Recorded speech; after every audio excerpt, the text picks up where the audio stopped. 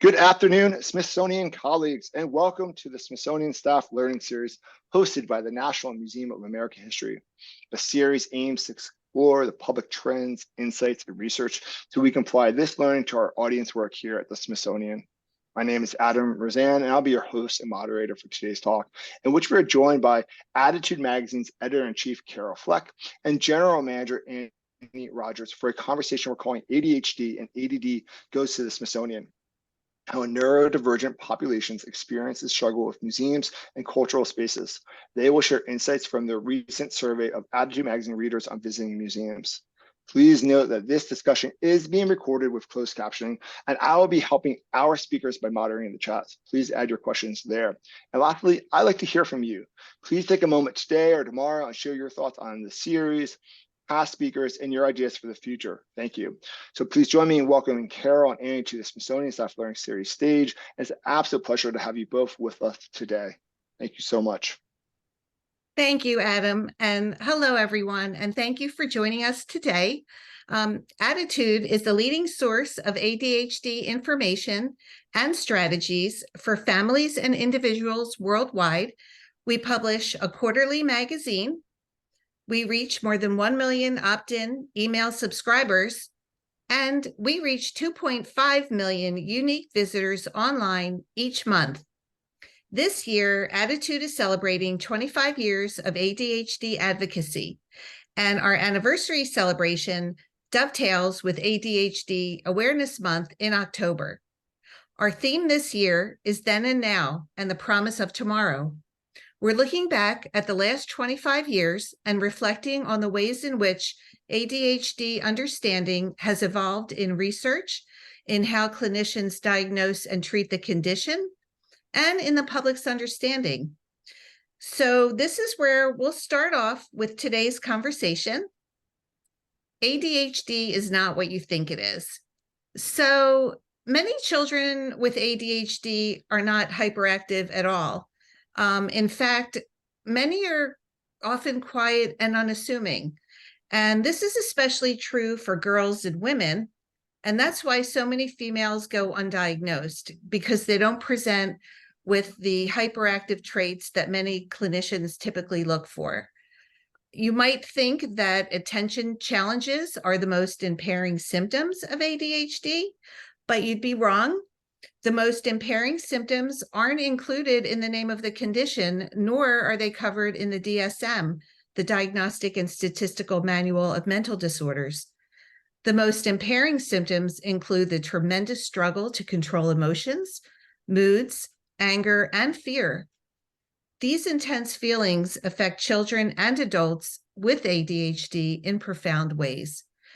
In just about every survey we do, a full 80% of people say these self-regulation issues are the most disruptive to their daily lives. You can imagine the turmoil these symptoms cause in relationships, at work, and in the classroom. ADHD is highly comorbid with depression, anxiety, sensory processing disorder, autism, and other conditions. ADHD was thought to be a condition that affects children only. Now we know differently. Most children carry ADHD into adulthood. And this might surprise you. The fastest growing group of new ADHD diagnoses is adults. Yeah, no kidding. Well, educator and physician training is inadequate. So ADDitude conducted a survey recently of 326 teachers, counselors, and administrators, and nearly all of them said they had at least one student with ADHD and/or autism in their class. Yet, a majority of educators received little to no formal training on ADHD and how to support neurodivergent students at school. 9 out of 10 said they taught themselves about ADHD by consulting magazines, books, websites. When educators lack knowledge about ADHD's executive dysfunction, self-regulation struggles, and dopamine deficits, they often misinterpret a student's behavior or academic performance. Hyperfocus is seen as defiance. For example, a teacher announces it's time to move from one activity to another in the classroom. The student with ADHD is immersed in a book. He's unaware of his surroundings. The teacher might think the student is ignoring their instruction and perceive this as bad behavior. But what the teacher doesn't know is that because of their lack of training, that it's extremely difficult for the ADHD brain to stop its hyperfocus. And here's another example. A student with ADHD might seem to procrastinate on an assignment. This is often because the student doesn't understand the directions or the material. Multi-step instructions are next to impossible for many students to follow. Their brain just doesn't process information quickly enough.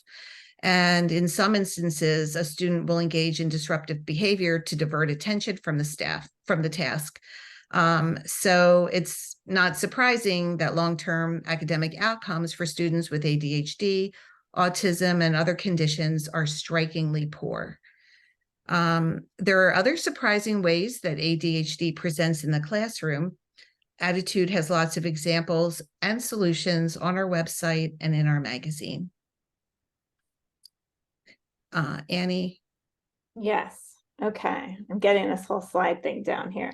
So my name is Annie Rogers, and as you just heard, ADHD is quite prevalent. In fact, we know today that about 1 in 10 students in US classrooms have ADHD, but our school system is really not designed to accommodate and to teach all these different learners. That's students with ADHD and, of course, learning differences, autism. As Carol mentioned, there are high rates of comorbidity with a number of conditions. And recently, we were so fortunate to be able to have a conversation with Dr. Temple Grandin about different thinking styles. And she has a wonderful new book out that really delves into explaining these different thinking styles: object visualizers, visual spatial minds, verbal thinkers. And the message that she told very clearly was that American classrooms are built for verbal thinkers. And these other different thinkers need opportunities outside of the classroom. They need to feel, touch, experience the learning. And she had a couple of great quotes. This one I loved. You know, when I was a young child, I spent hours building little parachutes and kites, experimenting to get them to fly. Kids don't tinker anymore. And so that really is a big reason why we're here today, because we really feel that museums and cultural spaces offer, especially kids, but also adults who are different thinkers, opportunities to do exactly that, and that you're filling a vital need for our population of readers. And so we started out with this, thinking about this speech, about this presentation, that we could guess what would be most helpful to our readers, but we would be much smarter to ask them. So we did that. I should start out by telling you that we're extremely lucky. The ADDitude community is really engaged, and they not only respond enthusiastically to we do surveys and questionnaires constantly.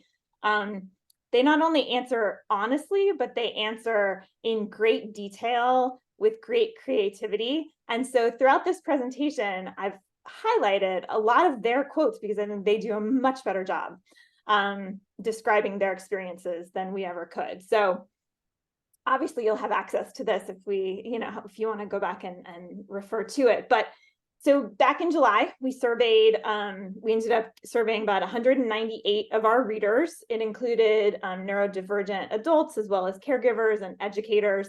And we asked them about their experiences at museums and cultural spaces. So the good news, 87% of them visit at least one every year. And you can see the data there, how it breaks out. And we asked them what specifically they like about visiting cultural spaces. So you can see here, these are themes that ran throughout. So I just selected a few that were representative.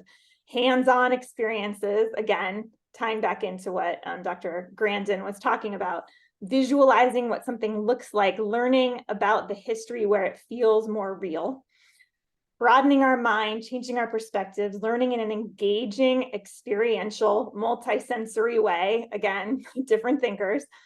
As an artist, I find inspiration from being immersed in arts and culture. I have learned, however, it's better for me to visit these places on my own so that I can lose myself in the experience and not worry about someone waiting for me. That was interesting. Museums and exhibits appeal to neurodivergence because they often center on specific topics or niches, such as musical instruments, photography, history, each of which may be someone's special interest or current hyperfixation. I think that Carol may have touched on this in the first few slides, the ADHD phenomenon of hyperfocus, that ADHD is not actually a deficit of attention. It's an inability to control attention, that people with ADHD actually have plenty of attention for the things they care about and that they feel passionate about, the things that pique their interest.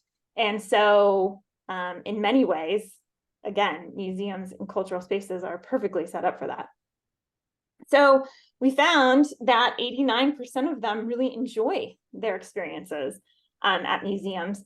Again, not surprising that the ones they cited were outdoor exhibits, interactive, hands-on, and self-guided tours. One respondent wrote, "There's no way I can get my ADHD son to look without touching. Sensory exhibits are great for him. He loves to touch." We're more likely to visit places that don't have fragile displays, aren't too quiet, have lots of interactivity. And then I love this one. The big thing for us is humor. If there's some humor in an exhibit, it's always more engaging. So then we asked them, do you feel cultural spaces are well equipped for neurodivergent visitors? And 54% said no. I did read through all the comments, and really it boiled down to overstimulation. About 55% of the people who said no said that no, because the spaces were too overstimulating. The other half said they were understimulating and led to boredom. So I understand this is not super helpful, but we're going to dive into some more specifics, I promise. So the specific things that were barriers, crowds. So, I think just going back again to the fact that ADHD is highly comorbid with other conditions. So 40% of people who have sensory processing disorder also have ADHD. Somewhere between, we don't know, 30 and 80% of children with autism also have ADHD. 45% of students with learning disabilities, such as dyslexia, dyscalculia, dysgraphia, and auditory and verbal learning disorders also have ADHD. So crowds, noise, overwhelm, sensory processing is a big problem in general for the neurodivergent set. Executive function demands, and by that I mean reading maps, planning the sequence of your events in order to hit all the exhibits you want to see in a certain amount of time. So that time planning and execution part of it. The verbal learning expectations, again, when information is only conveyed, really appealing to one learning style. And then physical movement needs, boredom. And the last one, safety, came up in a few comments about parents basically concerned about keeping their children within sight in a crowded, noisy environment and keeping them safe. So I did quote again, because I felt that our readers do a better job of explaining it, the biggest barriers in their words. So having to be quiet or follow a certain order, like I have to go through one exhibit to another. What if it doesn't interest me? Do I still have to go through it? You can just picture this person saying it. And if it's a guided tour, we can pay attention to that. Single entry spaces, so you can't take a break to go outside and get rejuvenate, clear your head from perhaps a noisy environment. This next one speaks to the executive function, trouble figuring out landmarks and maps, exhibit locations. She said it takes a while to figure it all out, and she feels like she's the only person in her family who can. I think we mentioned, but I'll put it here, that ADHD is highly hereditary. So if a child has ADHD, chances are quite high that one of their parents will have ADHD as well. Too much waiting, not enough movement, too much reading. And this one was interesting, different needs within a family. I have one child who gets overstimulated, takes a while to take in the experience due to inattentive ADHD, and two who get understimulated, going through everything very quickly and then complaining the rest of the time. A few more. Oh, this one actually. So then we asked them, okay, what do you do? What are the accommodations that you individually, your family put into place to help address these challenges? So we had one who seeks out specifically recorded tours with headphones. So I can play what I'm most interested in, repeat if I miss something because squirrel. Clear visitor information, maps, and pictures online help because they research ahead of time. Everything from where I will park to what I will eat to the layout of the facility, so I feel prepared to find a bathroom or a quiet space when needed. That level of planning is impressive. But that is what people are doing in order to know that they will have what they need when they arrive. This parent wrote, we pick a top 3 to 4 to 6 things and just stick to that list. Don't veer off that list because that's when overwhelm takes over. This other one selects one room or exhibit and front loads the children on what to expect there, and then challenges them to find something specific. So it becomes like a treasure hunt that engages them, gamifying the experience. We try to use this one as the rules of right, so that there's no question. You just always turn right out of an exhibit, and you just keep turning right, and eventually you're going to end up where you started. They said that just helps simplify the experience for them. And this one said they allow their child to take photos of things that are interesting to them in order to keep it brief in the moment. Then don't stay all day, and then they can have snacks and sit down, get a treat, and they can revisit those pictures later. And so, okay, those are the accommodations that people are using on their own. They've used their ADHD creativity to devise. So we asked them, what can museums do to make your life easier? How can they help to mitigate these barriers? So they had some good ideas. We actually, at ADDitude, we noticed recently that Walmart, of all places, started introducing, I forget what they're calling it, but it's early mornings where the lighting is lower. There's no music playing. They're basically like sensory sensitive mornings. And a lot of people brought up that idea in a museum setting as well. This one's called it a reduced trigger day. Lower lighting, lower sounds, fewer crowds. This was a big one that came up a lot, and I know many of your museums and cultural spaces do have this, but how important it is to our readers, I think, can't be overemphasized. Quiet rooms, places close to exhibitions where people can go for a reset and to reduce their overwhelm. Similar, the next one, a calm down, timeout, soundproof break room. They suggested a behavioral professional could monitor it and have on hand sensory soothing tools. So some of those would be like a weighted blanket or a little nook to climb into. I think the next person suggests fidget toys.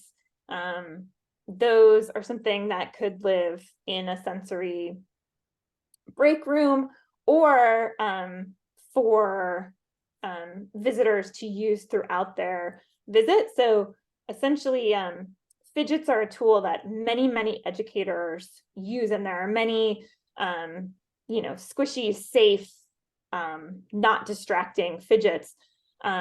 Basically, research has shown that the ADHD brain is better able to focus and calm itself when the body is moving. So using your hands to fidget, you've all seen the fidget spinners, is one way. Some people will, they'll actually go for a walk when they need to brainstorm. Like anything that moves your body can help quiet the brain, basically. So that came up quite a bit, as allowing those or even providing those fidgets. It's okay if some exhibits are typical look and read format, but the kinesthetic side, where I can touch, feel, experience, truly interact what's in front of me, as part of keeping me engaged and interested in the idea. Going through an entire museum display without those elements can feel quite daunting to undertake. Okay, we've got a few more suggestions. This one was an interesting suggestion. Museums should provide etiquette guidelines and explain why patrons shouldn't talk on their phones or stand in front of others. So basically, respecting the space of others, which would be nice if everyone just understood how important that is. But some of these people who do have sensory sensitivities and sensitivities to crowds, it's very disconcerting to them when people are talking loudly on their phone or come, too close in proximity, strong perfume, all of those things, and they don't feel comfortable engaging with a stranger, asking them to take their phone call outside. Parking was like a huge challenge. Now, maybe this is not appropriate because a lot of people are taking the metro, but parking was very difficult and a barrier to entry for a lot of our readers, just figuring out how to navigate it, cost, and all of the above. I like this one. Educate parents regarding a realistic time frame to get through each exhibit and identify quick exits if needed. So setting expectations for the parents so that they can do so with the children. Shortcuts to popular neurodivergent displays, dinosaurs, trains, anime, they said, and fast track and slower paced areas. But that was interesting, taking some Disney inspiration, I guess. Ear defenders, so ear, some people bring them with them. This idea is to provide them. Clear maps that help neurodiverse people access all the areas more easily. They specifically talked about color coding. We know that, again, to be a very powerful tool in education realms. A lot of educators color code all supplies, books, folders, everything by class. So science is green, math is red. You get the idea. And the colors can help enormously in organizing a brain that has some executive dysfunction. And then establishing scavenger hunt and trivia games to keep competitive, restless kids engaged and motivated. I love that idea. My family went to a museum with a scavenger hunt a couple of years ago, and it was like the best ever.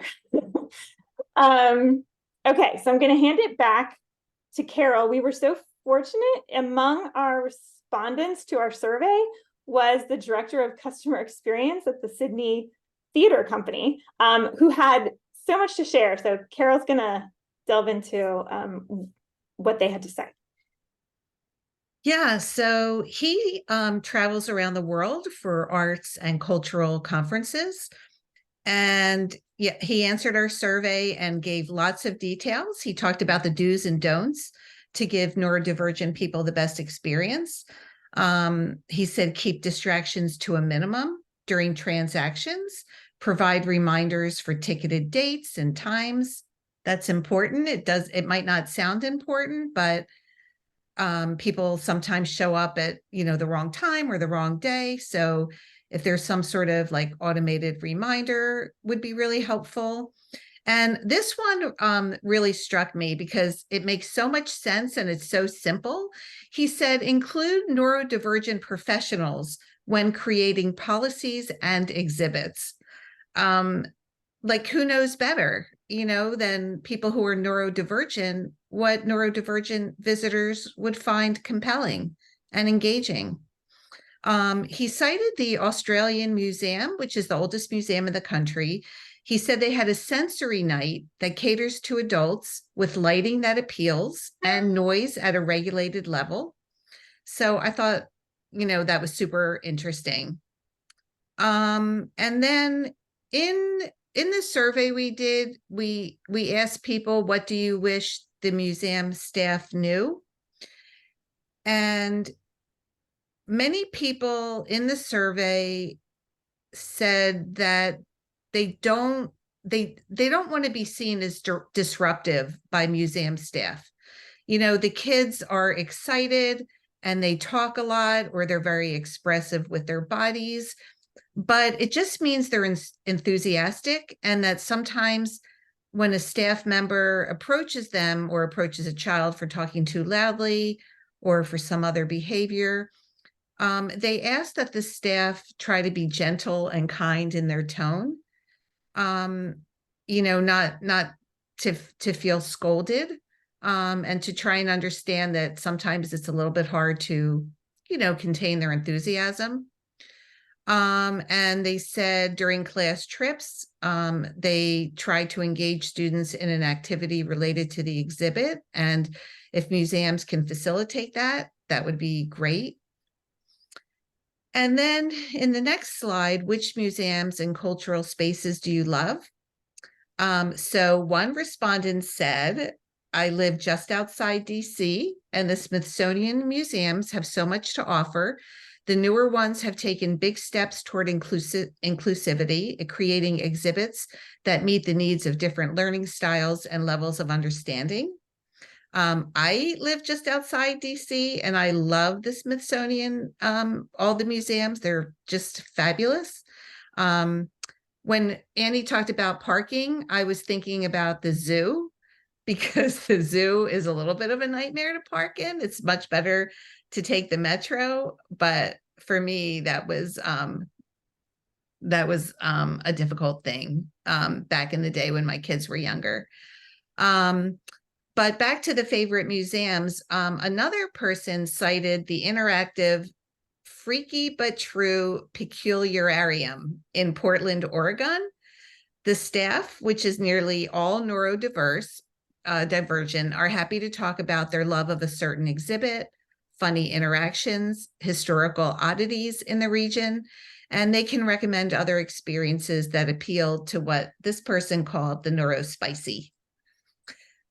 So I hope that, gives you some ideas for how to interact with people, some of the exhibits they say they like, how they'd like to be treated and approached, if the kids are a little bit enthusiastic. I hope that helps. Yes. And I will just say we zipped by all of the recommended museums, but if you look on the ADDitude.mag.com right now, on the homepage, we have actually produced an article where we've pulled the top recommendations or favorite museums and cultural spaces from our readers, and included their quotes. And so you can click into that article to see the full list and the quotes from people about why they liked each of those spaces. So here is where I see if I can handle multimedia. I'll just say that working on this project was really illuminating for Carol and myself, because we had a lot of conversations about how to accommodate different thinkers, obviously, in these spaces. And what we kind of came out at the end was just how special it is that museums and cultural spaces really, truly are a place of celebration of different thinkers. The works of art, the innovations, the history-making individuals, they weren't the ones who played by the rules. They were the different thinkers. It made me think of this classic Apple ad, which you've all probably seen, but I love it. So I'm going to make you watch it. It's great.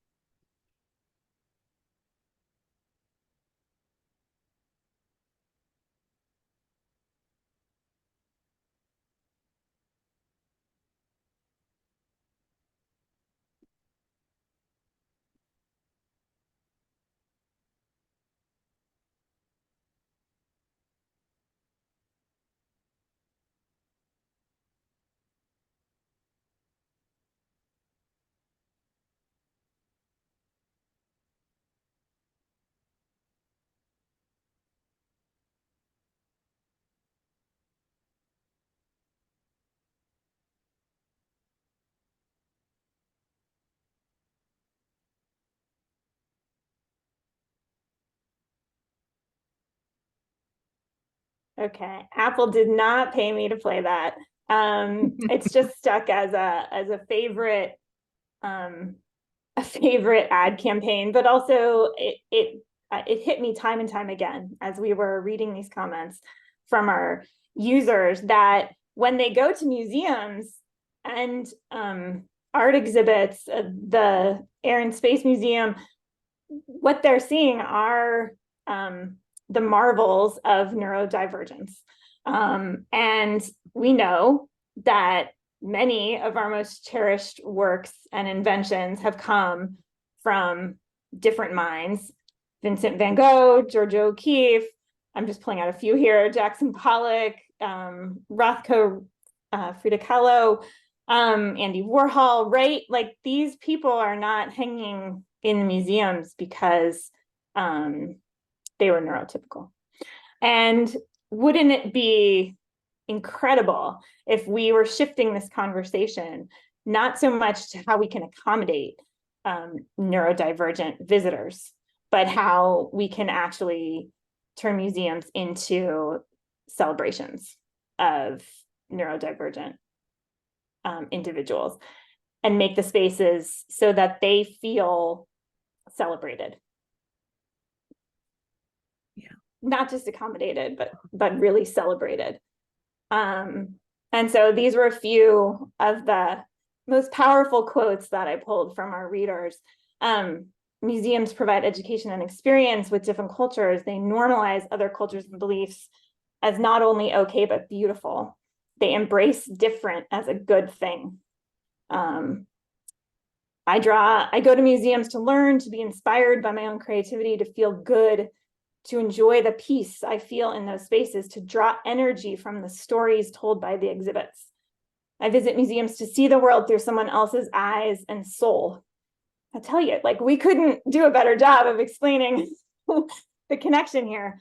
The freedom of intensity, pleasure, excitement, of immersion into objects that pull me in. I visit museums to discover what others might not see. Visiting a museum can be the window to different worlds. It always opens the mind and the heart. So I think that concludes the presentation. I wanted to leave it on a Well, thank you both so much. Let's jump into the questions. Please keep them coming. Also, we have a lovely chat going with lots of comments, which is wonderful. We had a question earlier talking about quiet rooms, and many of my colleagues suggested language, but what kind of language would you both suggest to help visitors know that a quiet room is more than just a place to be quiet, but it's also for people who are processing and different things? Do you have any suggestions that you can think of, or ways that staff could approach such language and audiences for that while we take other questions? Yeah, I think we saw somewhere in our comments sensory reset room, or a let's see, what did they say? Sensory seems to be an important concept here, that it's like a break for the senses. And so it's not so much the quiet as it is like a chance to take a deep breath. And especially for those children, it might not be, you know, sitting quietly in the corner. It may be that they need to like get the jiggles out a little bit. But having a space, yeah. Carol, do you have any ideas for language to convey? Well, actually, Adam, everything you just said, you know, was like completely appropriate and a great description. You know, I think as much as you can say what it's for, you know, and it has low lighting, you know, it has sort of a sort of like relaxing vibe, so that even if a kid wanted to get the zoomies out, like maybe the setting would be, you know, more relaxing, and it would help him or her to, you know, just calm down or relax, or Right. it could be quiet. It doesn't have to be quiet. I think quiet is a really interesting thing to ponder, because you know, on one hand, people are going in because they just need to get away from like the noise and the activity.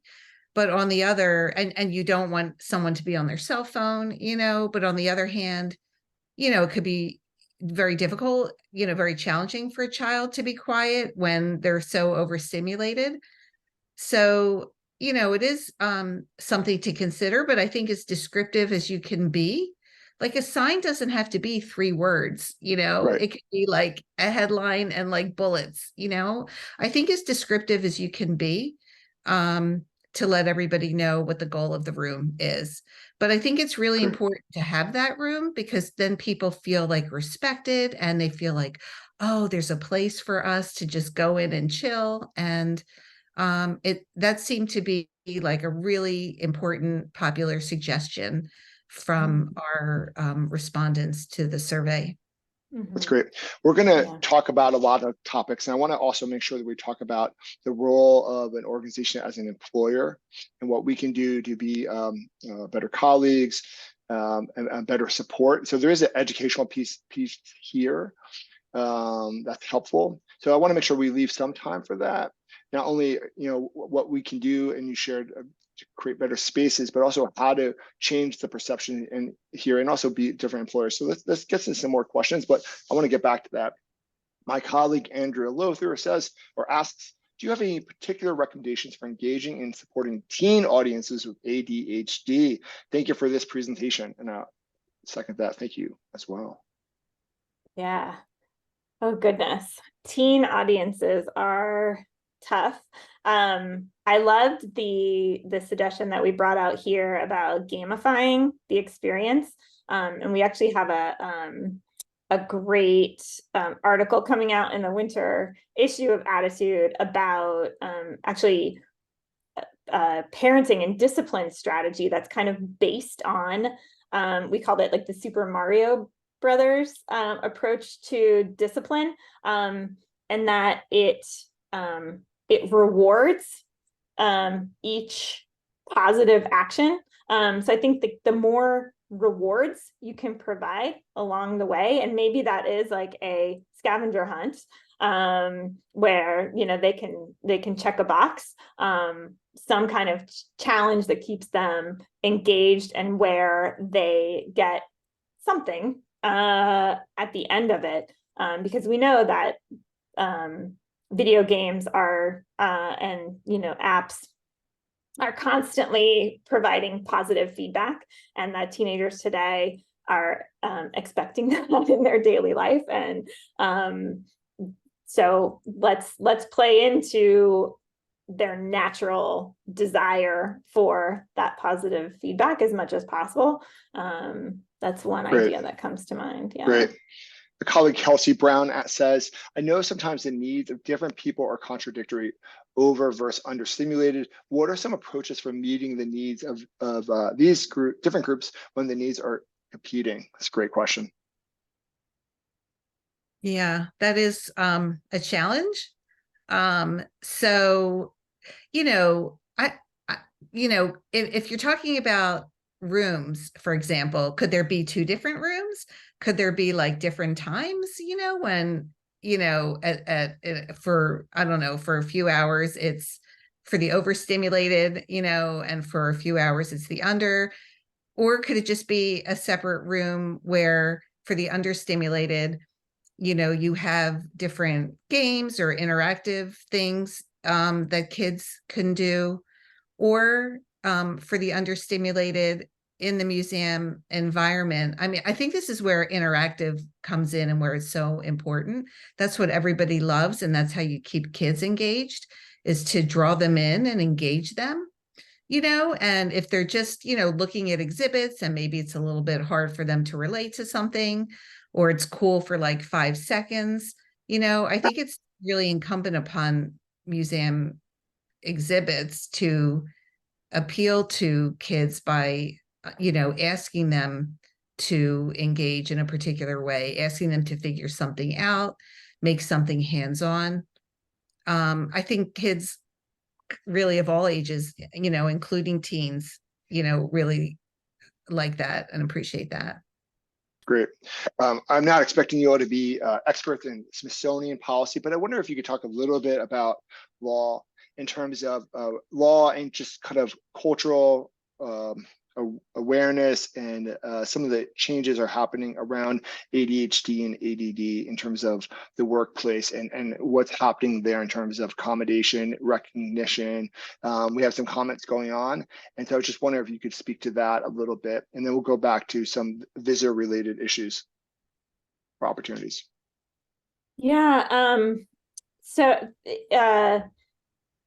this is a little bit of a tricky topic, and there's actually a divide in those who recommend that employees with ADHD do reveal their diagnosis, and you are legally entitled to accommodations for your ADHD. Those could include anything from a quiet workspace, headphones, written priority lists from your supervisor, you know, broken down. A lot of executive function challenges are solved by breaking down tasks into very, very small pieces with deadlines, that sort of thing. So there are a lot of accommodations that can be put in place for individuals with ADHD in the workforce.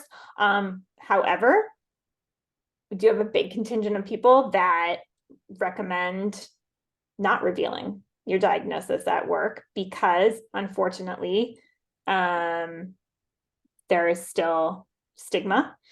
There is still an assumption of inferiority with individuals of ADHD. I should be very clear that there is a zero correlation between IQ and ADHD. And no reason to believe that anyone with ADHD cannot perform a job as well, if not better, than their colleagues. But there's still a lot of shame and stigma. Next month, October, is ADHD Awareness Month. And we will be talking a lot about this then, the lingering barriers to care. So we actually have our do I have it? I do. Our fall issue was the work issue. And in it, we can pull out and provide these resources. We do have actually some very detailed information about job fixes, accommodations that work for neurodivergent individuals, as well as a great piece about the legal rights of individuals with various neurodivergence at work. So it was written by Susan Yellen, who is an attorney who works specifically in this area, and she talks about how the Americans with Disabilities Act protects individuals with ADHD against discrimination, and has like a very in-depth Q&A. So I wouldn't try to necessarily rephrase everything in this article, but we'd be happy to provide a link that might. I would appreciate that. We'll make sure to get that out. I wonder if you could talk a little bit more around training. A lot of the guidance and recommendations we were talking about was creating spaces for children. What kind of training is needed for staff of the museum, both office staff, floor staff? And I wonder if you could also talk a little bit about how we might support the families, the parents, the adults with those children to kind of broaden that conversation. So what kind of training are we talking about, and what can we do? What do we need to learn? Mm-hmm. I can talk about it. Carol mentioned in her slides the survey that we did with educators, obviously focused more on classroom educators, where we learned that the vast majority of them were not receiving ADHD specific training. So we actually developed an email-based training program for educators. Again, I can provide the link to that, and it's a series of 8 email newsletters that's designed to introduce educators specifically to the neurological underpinnings of ADHD, explaining why children may display the behaviors that they do. And I think much of it would be relevant for this audience. Basically it helps to change the perception of ADHD as a behavioral disorder and to shift it to a neurological condition. And I think that just allows a lot more room for kindness, understanding, and more of a solution-seeking mindset. Because there are lots of ways, as we've discussed today, that we can make the experiences better for everyone. And a lot of it is really just education. So that's a free program, and we're happy to provide that link as well. And then, I think the same is true for supporting caregivers. A lot of them said, I just wish, we ask them, often, like, what do you wish the world knew about your child with ADHD? And we hear so often that they're good kids. They just have a different brain. Right. And so I think that having an open mind and assuming the best, not the worst, is probably the best thing. I think that's the most important piece is, when you understand why why a child is, behaving in a particular way, it's not personal. Like sometimes they just can't control their emotions. They just can. It's not that they don't want to, they just can. And I think when you understand, some of the neurodevelopmental challenges, then you feel more sympathetic. You understand that it's not just that they're being defiant or they're being difficult. They can't help it. And they want so much to be good and to get positive feedback. I mean, they just live for positive feedback because so often they hear you're not doing a good enough job, or, you're being lazy in the classroom, you're not applying yourself, but it's none of that. There are real barriers, to performance and behavioral issues. And so I think when you understand like the underpinnings of it and what they can't control, it just makes you more, you understand. And so you're more likely to be empathetic and just know that these kids want to be good. They just strive for positive feedback and they just eat it up because they don't hear it enough. Great. My colleague Drew asks, are there physical interactive types that have come out in your survey that were popular? So what kind of interactives or hands-on activities did anybody mention perhaps in the comments or survey that you all received? I'm not sure. I'm trying to think if we got any really specific comments on the type of interactive. It was I would say not specifically on like the physical experience, but more, we heard a lot interactions that allow them to understand how things work. Right. So again, like tapping into that different thinking mindset, that Temple Grandin was touching on, that she said her was fascinating to me that her mind, she said it works like on your iPhone when you take a picture and then you touch it and it moves a little bit. She said that's how her memory works. It's a series of pictures. And then she just calls the pictures up. Anyway, so she learns differently than, I am the ultimate verbal learner. We learn in very different ways. And so anything that can allow to access understanding why or how through touch and senses. When you all were talking before, I couldn't help but think of all the ways that people are rethinking space. And I've been following the news on how airports are now creating opportunities to be able to go outside without going out. In Denver, for example, I was able to see that where you're able to open the doors and just get some fresh air, but you're still in the airport. So lots of different things, have lots of spaces, lots of different options here. My colleague Brandy says, can you speak to things specifically geared towards neurodiverse adults?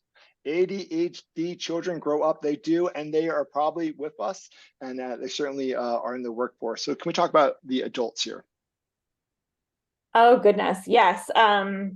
Somewhere between 70 and 80% of children with ADHD grow up to be adults with ADHD.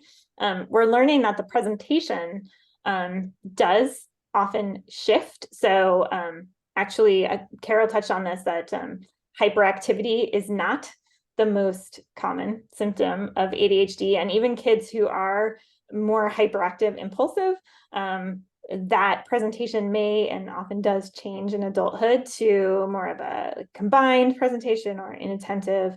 And so the fastest growing cohort of new diagnoses, yes, it's adults, but more specifically, it's mothers, it's middle-aged women. And there is a whole treasure trove of research going on right now, specifically around the impact of hormones on ADHD symptoms. So for girls and women in particular, we're learning that ADHD spikes in intensity during puberty, postpartum, and menopause. And many women today are getting diagnosed in their 40s and 50s in perimenopause and menopause. So it's a very long way of saying there are a lot of people out there with adult ADHD, and a lot of women in particular who are just finding out that they have ADHD after a lifetime of feeling less than. And so I don't know that the advice is maybe pinpointed to that demographic in particular, is just, again, that message of belonging, that you're not wrong if you need to use that quiet room. And by the way, what did I find? I looked up to see what Walmart was calling it, because I was curious. They were calling it sensory friendly times. So in terms of what to call the space. That's a great name, sensory friendly. Yeah. Somebody at Walmart got paid a lot of money to come up with that. So but that's what we find with our adult audience, is that a lot of the most powerful conversations that people are having are ones in which they just feel heard and not broken. Like there's not anything wrong with them. They just think differently, and sometimes different thinking results in beauty. So again, I think that the messaging there of not only inclusivity but celebration, I think, has the biggest impact on that adult audience.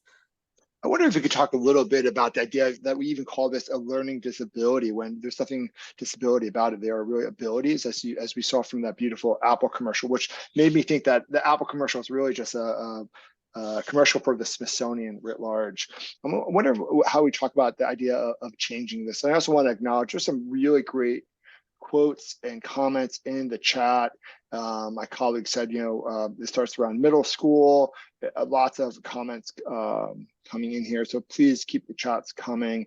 And if folks on the call have suggestions, projects, links that they find helpful, things that they're using, or please, let's get them in there so we get some more questions.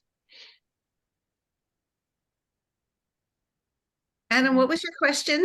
You know what? I started reading the things. And so I'll just say that my colleague Erin said, maybe we should have a support group for adults or folks who have ADHD children and get a little support here. I love that. Yeah, some really good stuff here. And certainly lots of comments here that lots of really interesting things happening here. But I do wonder about how do we change the idea of the language here? And maybe we can talk a little bit about what role do you see that we have at the Smithsonian and museums in general in terms of letting the public know about neurodiversity, neurodivergence, and all the beautiful ways that this manifests, and also opportunities that we can maybe participate in October that we might not have thought about. So maybe just talk a little bit about what can we do aside from creating spaces and creating and being employers and employees and colleagues that are more welcoming. What else can we do? Yeah, you were talking about learning disability. We're shifting toward a learning difference language. I will say that, and it's funny. Everyone will have to look for it in the winter issue of ADDitude magazine. We asked people if they felt that the term ADHD was appropriate, and if they would change it, and the answers were amazing. So basically, nobody likes it. It's not, as I said, a deficit of attention at all. Very few people have the hyperactivity. It's a terrible name. It is stigmatizing. It does have a history of shame associated with it. We are talking at ADDitude. We're kind of, we're a little stuck with attitude. But we are talking about using, the tagline, all brains belong, or all minds matter. Just that idea that our mission is not so much giving you tip lists, quick hits, easy steps to make your life easier. It's actually to celebrate the things that make you incredible and to help you understand that your mind is not any less than anyone else's mind. So is there an easy way to convey that in signage and messaging in a museum setting? I'm not sure, but I feel like that that overall message that all minds matter is really powerful, and one that we see resonates with our audience. Carol, do you have thoughts on? Well, like stigma is a big thing that we've covered, for many years, and it still remains, of course, but it is getting better. And I think it's getting better because mental health in general has been more in the news. And so the more people know and understand, that seems to, dissipate some of that stigma. So I do think we're getting better, but, I think the bottom line is just creating awareness of how we're all unique, and we have different strengths and challenges, and to just sort of embrace us all. But in our magazine and on our website, we have top experts who really make it clear what the science of the brain is. And so it helps you understand why you have certain strengths, why you have certain challenges. And that goes a long way, but they also do provide strategies for how to overcome some of these challenges, how to work with people better if social anxiety is a problem. We have fabulous strategies for how to overcome, that toxic worry, when the thoughts keep coming and they're negative. So we do have lots of strategies too.